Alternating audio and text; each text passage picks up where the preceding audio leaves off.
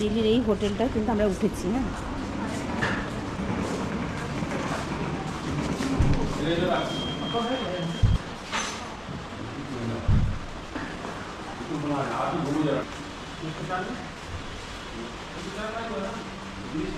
আচ্ছা এটা হচ্ছে রিসেপশন। নিউ দিল্লি স্টেশনের একদম কাছে এটা, তাই না? লিফটের সুবিধা আছে।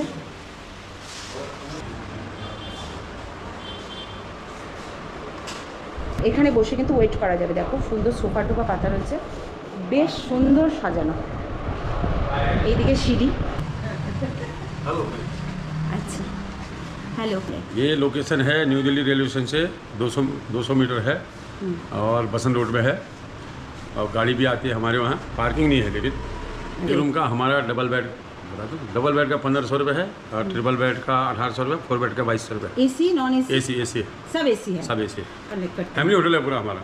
पूरा फैमिली होटल है। सिंगल आदमी अगर हाँ वो भी आगे देखिए। कितने दिन स्टे है दिल्ली में वो सब चाहिए। आधार कार्ड, ड्राइविंग लाइसेंस हो गया, वोटर ID हो गया। अच्छा, और फैसिलिटीज़ क्या क्या है? फैसिलिटीज़ हमारे पास है, वाईफाई है, गर्म पानी, AC है और खाने का उपलब्ध है। खाना जो है रेस्टोरेंट नहीं है, AC है, रूम सर्विस है, 24 आवर्स है। अच्छा, और खाना भी है, ज़्यादा महंगा भी नहीं है, सस्ता ही है, मेन्यू सस्ता ही है। आपका खुद का है? हाँ हाँ खुद का है। खुद का है। हाँ। और अगर कोई इधर से साइट सीन या वगैरह? हाँ दिल्ली साइड सीन है हमारा। दिल्ली हो गया हमारा, 4 धाम है, दिल्ली है, मनाली है, जम्मू है, आगरा है, जयपुर है। हमारा सारा साइड सीन होता है। ये हमारा साइड सीन का है। गाड़ियाँ हैं, बस है, गाड़ी है, कार है, आर्टिका है।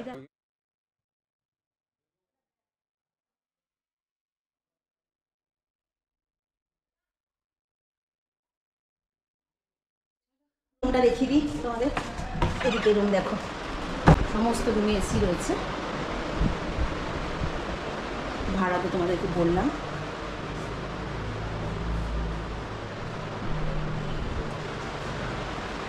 $1500, $1800, $2000। এই রুমগুলো কিন্তু 2000 করে, মাত্র 2000 হিসেবে কিন্তু খুব সুন্দর রুমটা। অটো রিজার্ভ করে দিল্লির সাইট সিনে বেরিয়ে পড়লাম। প্রথমেই চলে এলাম কুতুব মিনার দর্শনে। প্রায় 829 বছর ধরে অক্ষত অবস্থায় মাথা উঁচু করে দিল্লির বুকে দাঁড়িয়ে আছে কুতুবউদ্দিন আইবকের এই বিজয় স্মারক কুতুব মিনার। প্রসঙ্গত বলে রাখা ভালো, এই কুতুব মিনারের ভেতরে আজ কিন্তু প্রবেশ নিষিদ্ধ। 1981 সালের আগে পর্যন্ত এই কুতুব মিনারের দ্বার জনসাধারণের জন্য খোলা ছিল, কিন্তু এই বছরই ডিসেম্বর মাসে এক দুর্ঘটনায় কিছু বাচ্চা প্রাণ হারায়। তারপর থেকে কুতুব মিনারের দরজা চিরদিনের জন্য বন্ধ করে দেওয়া হয়।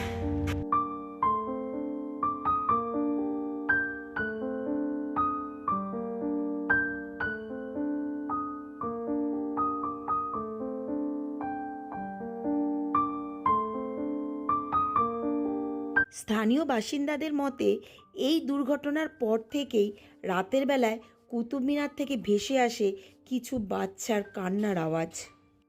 এরপর আমরা চলে এলাম দিল্লির লালকেল্লা বা রেড ফোর্ট দর্শন করতে, যা মুঘল সাম্রাজ্যের গৌরব ও ভারতের সমৃদ্ধতার এক ঐতিহাসিক নিদর্শন। মাথাপিছু প্রবেশ মূল্য 50 টাকা করে। মুঘল সম্রাট শাহজাহান 1639 সালে এই দুর্গটি নির্মাণ করান। লাল বেলে পাথর দিয়ে নির্মিত বলে এটি লালকেল্লা নামে পরিচিত। এটি ওয়ার্ল্ড হেরিটেজ সাইট। সাংঘাতিক গরম অবস্থা দেখো, আমাদের সব সানগ্লাস, টুপি, ওড়না, ছাতা সব কিছু নিয়ে বেরোতে হয়েছে। দিল্লিতে সাংঘাতিক গরম, আজকে টেম্পারেচার 45 ডিগ্রি। এত গরম, বাপরে বাপ, এই গরম সহ্য করা যাচ্ছে না আসলে। ওই জন্য সাজগোজ গুলি মেরেছে, মাথায় ওড়না ঢাকা দিয়ে নিয়েছি।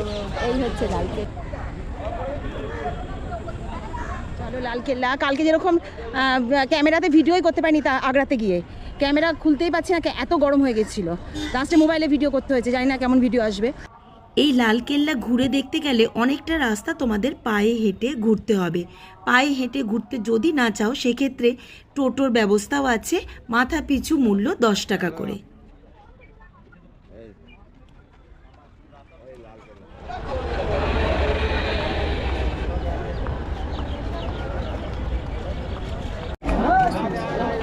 বাবা, লালকেল্লায় ঢোকার এখানে একটা টিকিট কাউন্টার আছে, সেখানে ভিড় দেখো মানুষের। পেছনে রেড ফোর্ট আর এই হচ্ছে ভিড় কাউন্টারে। আমরা ভাগ্যিস ওখান থেকে টিকিট কেটে এনেছি, নাহলেই হয়ে যেত।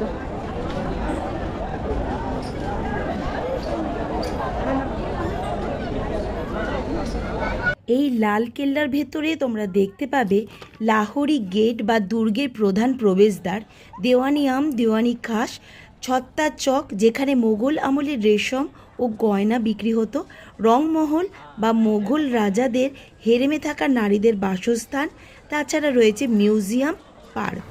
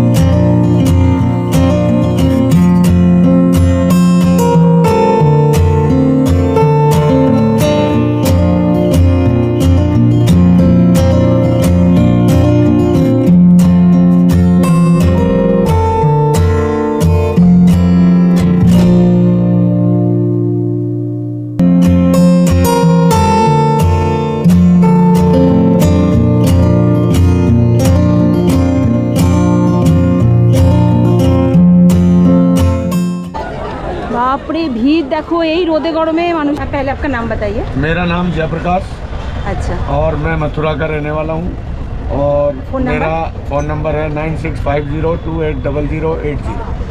अच्छा, जो लोग इधर आएंगे आपको अगर कांटेक्ट करें तो आप घुमा देंगे साइट सीइंग, है ना? तो कितना पड़ता है साइट सीइंग के लिए? साइट सीइंग के लिए वो सब इंक्लूड करके 2500 रुपये लेते हैं। এবারে আমরা চলে এলাম নেক্সট স্পট লোটাস টেম্পল বা কালকানি মন্দির, যা নিউ দিল্লি মেট্রো স্টেশনের একেবারে কাছেই অবস্থিত। লোটাস টেম্পল দর্শন করতে দর্শনার্থীদের কোনো রকম প্রবেশ মূল্য লাগে না, সোমবার দিন বন্ধ থাকে। 1986 সালে লোটাস টেম্পল নির্মিত হয় কোনো নির্দিষ্ট ধর্মের জন্য নয়, এখানে সব ধর্মের মানুষ শান্তিতে প্রার্থনা করতে পারে। এখন আমরা প্রবেশ করছি যমুনা নদীর তীরে অবস্থিত দিল্লির স্বামীনারায়ণ অক্ষয় ধাম টেম্পলে। এই মন্দিরে প্রবেশ করতে কোনো রকমের প্রবেশ মূল্য লাগে না। প্রতিদিন সকাল 10টা থেকে সন্ধে 6:30 পর্যন্ত মন্দিরটি খোলা থাকে, তবে সোমবার দিন পুরো বন্ধ।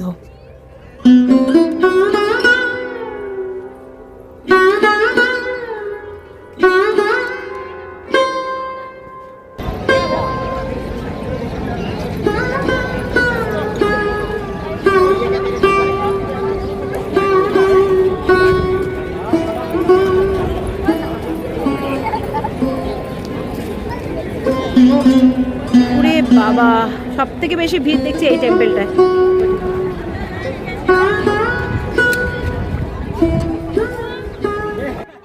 2005 সালে 6ই নভেম্বর নির্মিত এই মন্দিরটি ভারতীয় স্থাপত্য সংস্কৃতির এক অপূর্ব নিদর্শন এবং বিশ্বের বৃহত্তম হিন্দু মন্দির।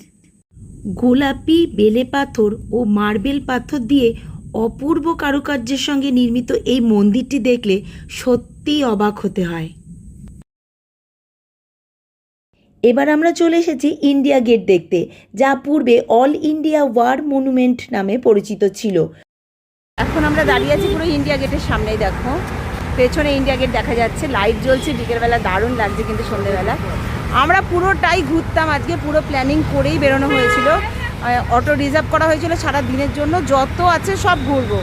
কিন্তু সমস্যা হয়েছে, এদিকে ওয়েদার দেখো কীরকম হয়ে গেছে, পুরো মেঘ বৃষ্টি। সকালবেলা গরম সহ্য করতে পারছিলাম না, এত গরম, হাঁসফাঁস করছিলাম সবাই। হঠাৎ করে বিকেল থেকে একদম মেঘ করে ঝড় বৃষ্টি শুরু হয়েছে, মানে বৃষ্টিটা অল্প পড়ছে কিন্তু বেশ হাওয়া দিচ্ছে, ওয়েদারটা তো কুল হয়ে গেল। কিন্তু এবার আমরা যেতে পারছি না, দেখো ওদিক দিয়ে ঘুরে গেলে ভেতরটায় পর্যন্ত যেতে পারতাম, এখন তো যাওয়া হচ্ছে না। এখন ইন্ডিয়া গেটের সামনে এদিক দিয়ে আমরা জাস্ট ভিডিও করছি। নিউ দিল্লির কেন্দ্রস্থলে লাল ও হলুদ বেলে পাথর ও গ্রানাইট পাথর দিয়ে তৈরি এই স্মৃতিস্তম্ভটির উচ্চতা প্রায় 42 মিটার। 1971 সালে ভারত পাকিস্তান যুদ্ধে শহীদ হওয়া ভারতীয় সৈন্যদের প্রতি শ্রদ্ধা জানাতে এর নিচে এক চিরন্তন শিখা জ্বলতে থাকে। এখন আমরা দেখছি গুরুদ্বারা।